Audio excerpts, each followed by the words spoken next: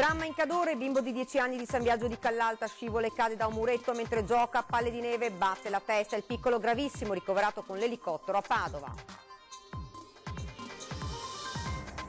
Delitto di Capoverde, il 48enne accusato della morte di Marilena Corrò si trovava in libertà dal carcere dopo che parte della comunità italiana dell'isola gli aveva pagato la cauzione. In piazza Borsa a Treviso in queste ore il flash mob del Movimento delle Sardine nel capoluogo della Marca in strada contro populismi e sovranismi. Niente presepio alla scuola elementare di Zermana mentre la preside incontra l'associazione di quartiere Il caso infiamma la politica, attacco frontale dell'assessore regionale all'istruzione Donazzan. Primi risultati per la fase tolleranza zero annunciata dal comune di Treviso contro gli ecofurbi grazie alle fototrappole, 2 multati con 400 euro ciascuno. L'acqua alta record, Venezia in ginocchio, il litorale devastato, torna questa sera alle 21:15 il documentario realizzato dalla nostra emittente. Sono sempre più i disabili che in provincia di Treviso praticano attività sportiva, una media superiore a quella nazionale, oggi la presentazione della stagione agonistica del Comitato Paraolimpico. Buonasera e ben ritrovati dalla redazione di Treviso. Dunque l'avete ora sentito dai titoli in primo piano il dramma accaduto ad Anta di Cadore nel Bellunese. Un bambino di 10 anni di Cavriere di San Biagio di Callalta è scivolato battendo la testa, è stato portato in ospedale in gravi condizioni. Doveva essere una giornata di divertimento quando in un attimo il gioco si è trasformato in dramma. Un bambino di 10 anni di Cavriere di San Biagio di Callalta stava lanciando delle palle di neve con altri bambini, approfittando della giornata di sole. Si trovava sopra un muretto di 2 metri quando ad un tratto è scivolato. Il piccolo ha sbattuto violentemente la testa a terra, perdendo conoscenza. L'incidente è avvenuto intorno alle 12, proprio nel cuore del piccolo paesino. Immediatamente i presenti, vista la gravità della situazione, hanno subito chiamato i soccorsi. Dall'ospedale di Pieve di Cadore si è alzato l'elicottero del SUEM 118 che ha raggiunto il comune d'Anta di Cadore. I medici hanno subito prestato sul posto le prime cure al bambino che ha riportato un trauma cranico. Poi lo hanno trasportato d'urgenza al nosocomio di Padova. Le condizioni del bimbo sarebbero gravi. Delitto di Capoverde, un clamoroso retroscena nell'indagine che vede arrestati 2 italiani per la morte della trevigiana Marilena Corrò. Gianfranco Coppola, il presunto assassino di Marilena Corrò, si trovava in libertà grazie alla cauzione pagata da alcuni italiani di Capoverde. 3 anni fa l'uomo era stato condannato per le violenze su un connazionale al quale aveva provocato lesioni molto gravi. La conferma arriva dalla console onoraria di Capoverde a Milano, Edna Lopez, che sta seguendo la vicenda. Sappiamo che alcuni membri della comunità italiana a Capoverde fecero all'epoca una raccolta, una colletta. Mi sembra che quello richiesto fossero intorno, i soldi richiesti fossero intorno ai 3.000 euro. Dato che questa signora sembra non ce l'avesse, qualcuno si disponibilizzò ad organizzare questa colletta. E sull'isola è polemica tra gli stessi italiani. Sui social in molti dicono ai connazionali che avevano messo mano al portafogli di vergognarsi. Sembra però certo che se non ci fosse stato quel pagamento servito a risarcire la vittima dell'aggressione, l'uomo forse non avrebbe fatto del male alla donna trevigiana. Ma di certo ciò che sente la comunità italiana giù è questo senso del fatto che se lui all'epoca non fosse stato liberato, oggi non avrebbe potuto commettere ciò che ha commesso. Coppola intanto avrebbe ammesso parte delle responsabilità, negando però di aver usato armi contundenti e che la donna sarebbe morta dopo aver sbattuto la testa, ma sarà l'autopsia a fare chiarezza. Con lui si trova in stato di arresto un altro italiano, Pierangelo Zigliani, accusato di averlo aiutato nel ripristinare la scena del delitto. Quanto al movente, è la stessa console a confermare le voci che arrivano dall'isola. Coppola, che gestiva la piccola pensione della Corrò quando lei era assente, non saldava i propri debiti. La donna per questo aveva preteso il credito dicendo a Coppola di essere pronta a denunciarlo per spaccio di droga che in questi giorni è stata trovata in casa dell'uomo nel corso di una perquisizione. Per le modalità del delitto tutta l'isola è sotto shock. Sono tutti sconvolti, diciamo che la comunità italiana in generale a Capoverde e anche la comunità capoverdiana è sconvolta da questo delitto. Ed ora, come annunciato, in Piazza Borsa a Treviso, questa sera il flash mob del movimento delle sardine a Treviso. Colleghiamoci subito con Christian Arboit che si trova sul posto. Buonasera Christian. Sì, buonasera Daniela. I festeggiamenti qui in Piazza Borsa sono assolutamente in corso. Come sentite stanno cantando la canzone del sole. Ovviamente il clima è di assoluta allegria, si sono cantate tante canzoni, da Bella Ciao all'inno nazionale. Gli organizzatori parlano di 5.000 persone qui in Piazza Borsa per un fenomeno che è nato poco più di una settimana fa. Il gruppo Facebook delle Sardine di Treviso oggi pomeriggio ha toccato gli 8.500 like. Siamo qui con Francesco Sanson, che è studente di ingegneria, ha 22 anni ed è di fatto l'organizzatore, il motore di questa manifestazione. Sanson, 5.000 persone, ci siamo? Sì, siamo anche forse di più, siamo sui 6.000, siamo in piazza in tantissimi con una risposta a una politica che negli ultimi anni ci ha abituato all'odio e agli insulti, mentre tantissime persone anche nella provincia di Treviso hanno un altro sentimento, che è il sentimento di stare in piazza insieme, tutti uniti, assolutamente inclusiva e a ribadire che questa politica non serve più. Una piazza che è propositiva, positiva e che rilancia.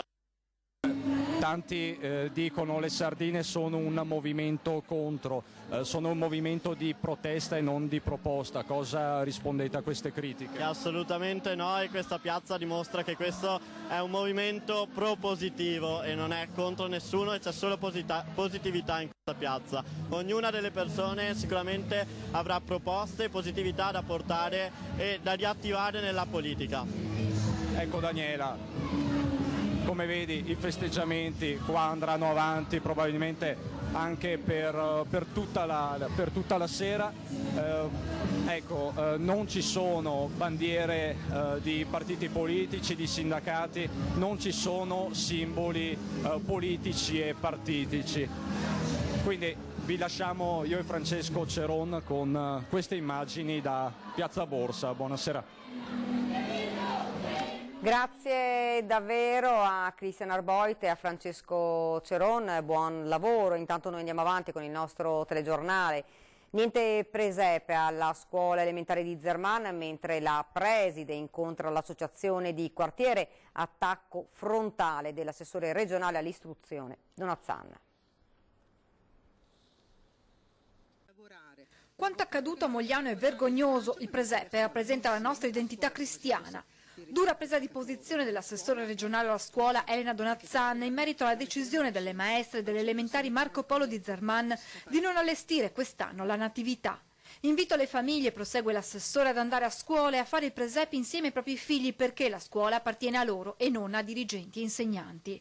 Anche il consigliere comunale di Fratelli d'Italia di Treviso, Davide Visentini, interviene sulla vicenda. Lunedì mattina, spiega, presenterà una mozione in comune per impegnare Giunta e Consiglio a garantire la realizzazione di un presepe da esporre durante il periodo natalizio presso la residenza municipale e a sensibilizzare tutti i dirigenti scolastici affinché venga realizzato ed esposto il presepe nei propri istituti scolastici.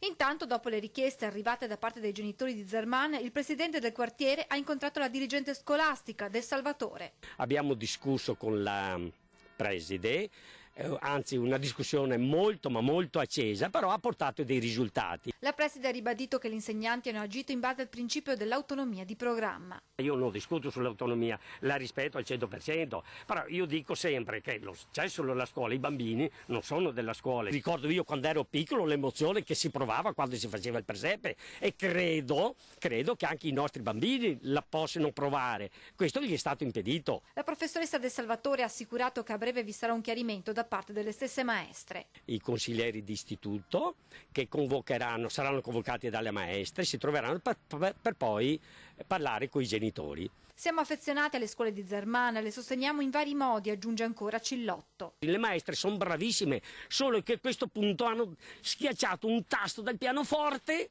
sbagliato, ma può succedere a tutti. quindi si può correggere.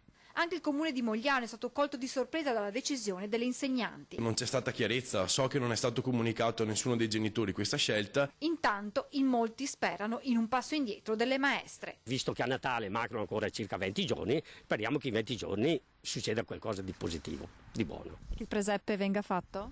Io mi auguro di sì. Continuiamo ora con la cronaca. Fermati per un controllo in macchina, avevano un manganello e numerosi farmaci. È accaduto ieri lungo Viale Nino Bixio. Gli agenti delle volanti hanno fermato l'auto e fatto scendere gli occupanti, un cittadino italiano di 22 anni ed un albanese di 35. Nella tasca dello sportello della vettura hanno trovato un manganello telescopico generalmente utilizzato per autodifesa o come strumento per danneggiare cose, in particolare i finestrini delle auto.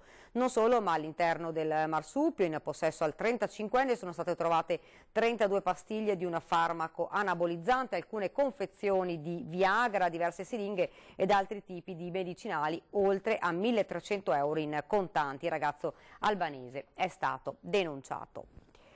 Primi risultati per la fase tolleranza zero annunciata dal comune di Treviso contro gli ecofurbi. Sentiamo.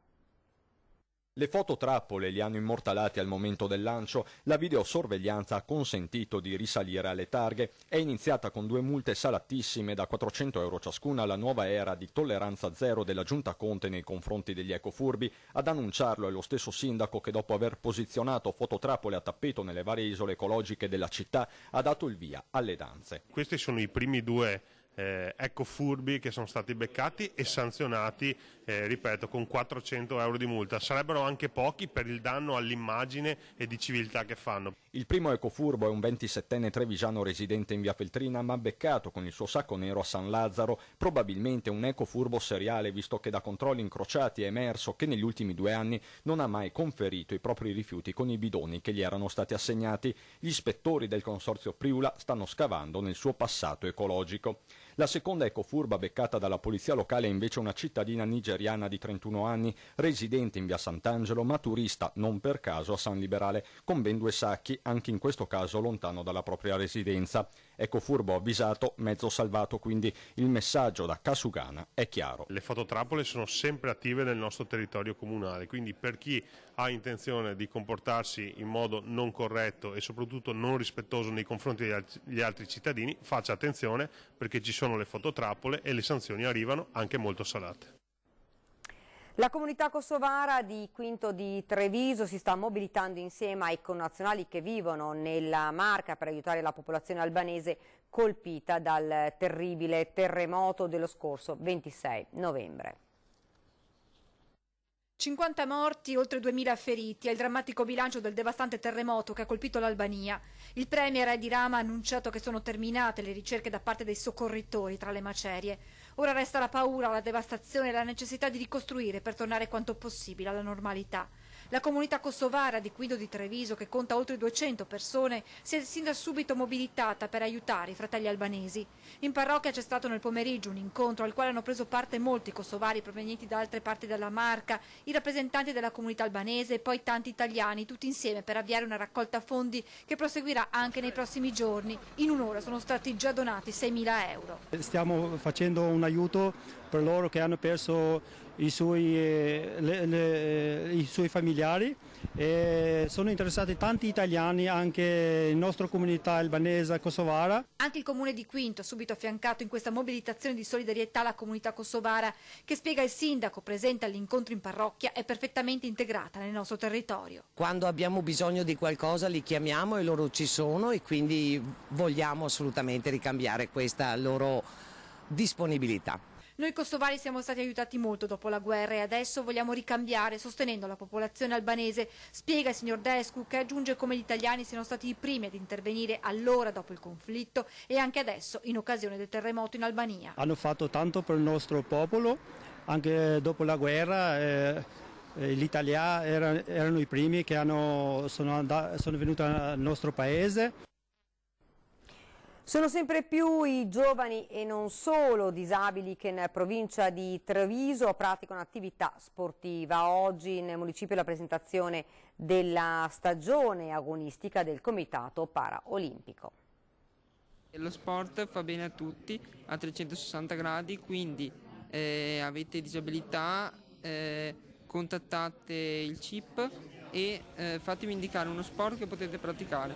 Per lo sport è vita e vi può aiutare a star bene e a trovare una vostra passione, a sviluppare i vostri talenti. E di talento e forza questi giovani ne hanno da vendere. Chi fa basket, chi volley, chi ancora scherma. Sono 34 le associazioni della Marca appartenenti al Comitato Italiano Paralimpico, il CIP, che da settembre ha anche aperto un suo sportello all'insegna della solidarietà e dell'integrazione. Del resto sono sempre di più i disabili che praticano sport nel Trevigiano. Allora, nella provincia di Treviso fortunatamente il dato è quasi il doppio della media nazionale. L'8% delle persone con disabilità fanno un'attività motoria o un'attività sportiva. A livello nazionale il 4%. Numeri importanti con una stagione agonistica al via supportata da Comune e ULS. Abbiamo bisogno di creare rete, abbiamo bisogno di fare in modo che sempre di più ragazzi con handicap si avvicinino allo sport, perché lo sport dà forza, dà stima in se stessi. E proprio la collaborazione con gli enti ha permesso ai ragazzi dell'hockey della Treviso Bull di superare diversi ostacoli.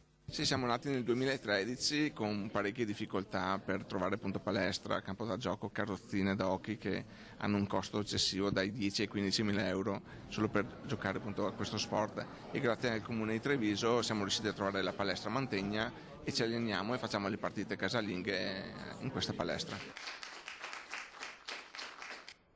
Ed ora ci fermiamo per la pubblicità.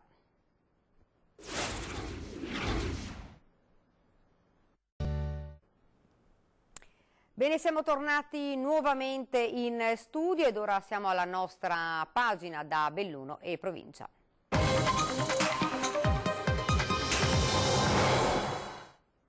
Nel pomeriggio a Belluno si è acceso il Natale delle Dolomiti, un carne ricco di eventi e attrazioni proposti dal Consorzio Belluno Centro e dal Comune. Sentiamo. Le prove generali ieri sera, quando sul palazzo dell'ex tribunale sono spuntate le immagini delle Dolomiti. Questa è solo una delle iniziative inserite nel ricchissimo calendario del Natale delle Dolomiti che da oggi fino a fine anno riscalderanno l'atmosfera di Belluno. È stato frutto di una importante collaborazione con il Consorzio Belluno Centro Storico, con il quale abbiamo lavorato ormai da quest'estate.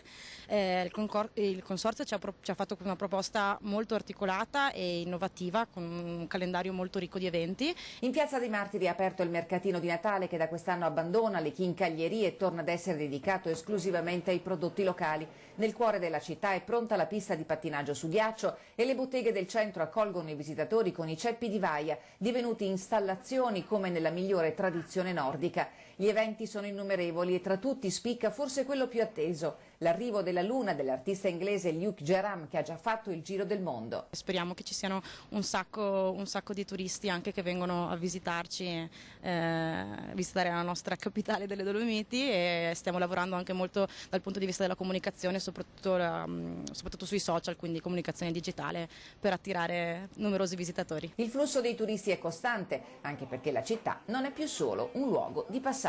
Quest'estate abbiamo registrato dei dati veramente positivi, con oltre 60.000 arrivi e 160.000 presenze, quindi molto bene. Adesso attendiamo i dati dei prossimi mesi per fare il bilancio anche sull'inverno. Un vero e proprio appello congiunto per la sicurezza in pista, quello che arriva dall'Associazione degli Impiantisti e dal Soccorso Alpino e Speleologico, con l'apertura delle piste in buona parte della montagna bellunese e veneta. L'invito è rivolto soprattutto a chi pratica sci alpinismo: evitate le piste anche di notte, i mezzi sono in azione e il pericolo reale, soprattutto in questi giorni in cui i lavori per la sistemazione dei tracciati procedono con velocità vista l'apertura della stagione. I gatti delle nevi sono in azione, spesso utilizzano verricelli di acciaio poco visibili. Di notte poi il problema si amplifica. Fra oggi e domani il livello di allerta valanghe sale da 2 a 3 anche per il cambiamento delle condizioni meteorologiche. Conoscere le difficoltà e promuovere nuove esperienze di vita. Studenti a teatro questa mattina a Belluno, sul palco uno spettacolo che ha parlato di libertà. c'è il rischio che se provi le droghe ci rimane incastrato dentro, ma dire che la droga è pericolosa sancisce che la droga è sempre pericolosa. Teatro comunale gremitissimo, 600 studenti delle scuole superiori del capoluogo, protagonisti di uno spettacolo interattivo voluto da Scuole in Rete Belluno Comunità che Educa, che ha parlato loro di libertà dai condizionamenti, dalle dipendenze. Tutte le dipendenze in qualche modo fanno leva su fragilità e su piccoli inganni e sono tutte collegate dalla necessità magari di avere un additivo per sostituire queste fragilità. Sul palco Zelda Teatro ha portato Sad, sopravvivere all'autodistruzione, che traduce in spettacolo il ragionamento di un attore, Filippo Tognazzo, che prova ad analizzare le cosiddette devianze, seguendo il consiglio di Gregory Bateson, imparare a guardare le cose da un nuovo punto di vista. Attenta che Internet dà una spallata decisiva al vecchio concetto di realtà, perché introduce delle nuove variabili. Tra le dipendenze si annoverano anche i social network. Sapete quanti pericoli si nascondono dietro a queste macchine virtuali? Sì, certo, però sicuramente secondo me meno rispetto alla vita quotidiana di tutti i giorni. Molto spesso li usiamo inconsapevolmente questi social, a partire dalle cose che scriviamo a ciò che magari pubblichiamo. E allora l'invito a verificare, a non accontentarsi mai di ciò che si incontra lungo il proprio cammino, per una consapevolezza che deve essere la base dello sviluppo futuro. I ragazzi sono fantastici, purtroppo sono persi perché anche un po' la nostra società è un po' persa e quindi vi è la necessità di essere compatti e usare un linguaggio pulito tutti quanti assieme. Siamo quasi in chiusura, questa sera, grande richiesta, vi proponiamo alle 21:15 il documentario L'Apocalisse di Venezia, il racconto dei giorni che hanno messo in ginocchio Venezia con l'acqua alta record, in primo piano nelle nostre edizioni straordinarie che vi hanno aggiornato ora dopo ora su quanto stava accadendo non solo nel capoluogo lagunare. Dopo i grandi ascolti di sabato scorso ci avete chiesto di rivederlo, appuntamento dunque questa sera alle 21:15. E questa è la nostra ultima notizia, io vi lascio come di consueto alle nostre previsioni del tempo, grazie davvero per averci seguito e buon fine settimana.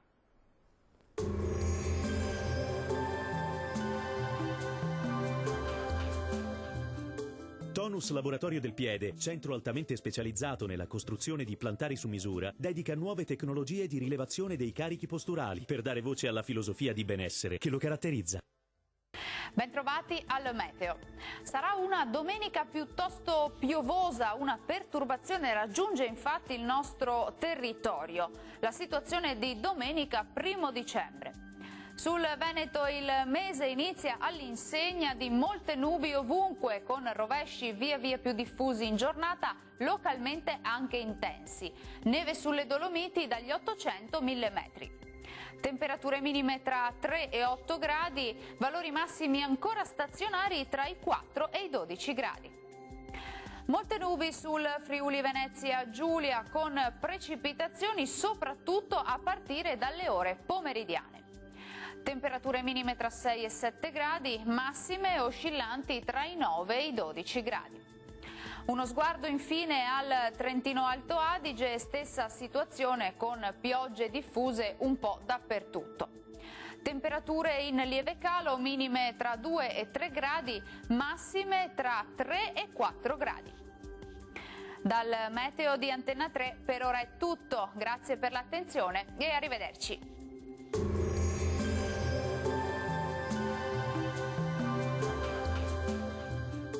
Tonus è il miglior negozio di calzature moda comoda. Qui troverete il più vasto assortimento di calzature Fratelli Tomasi, eleganza e comodità, perché camminare è vivere.